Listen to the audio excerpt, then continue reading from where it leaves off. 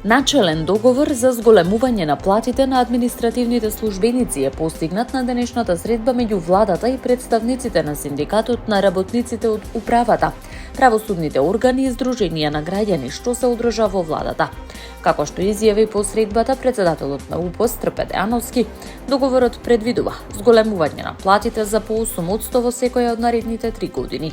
Сепак тој нагласи дека договореното прво треба да биде прецизирано во писмена форма, потоа за него да се изјаснат органите и телата на синдикатот. Мило ми е што делумно беше прифатено барањето на УПОС. Владата прифати да ги исплаќа додатоците на плата за вработените во администрацијата и правосудството, изјави Дејановски.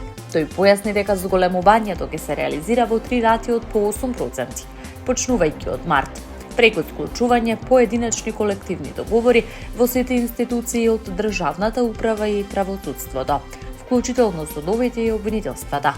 И покрај постигнатиот договор, Дејановски вели дека конечната одлука ќе ја донесат членовите на Советот. Тој објасни дека пресметката на платите се врши врз основа на минималната плата, вредноста на бодот, образованието и нивото на работното место. Според него, почетната плата во администрацијата изнесува околу 25.000 динари, додека највисоката е околу 45.000. Инаку вчера премиерот Христијан Мицкоски даде дополнително објаснување за владината формула за зголемување на платите. Тој посочи дека зголемувањето ќе се темели на растот на минималната плата, пошто на новиот износ ќе се применува зголемување од 8%, што според неговите проценки би резултирало со раст од најмалку 40% во период од 3 години.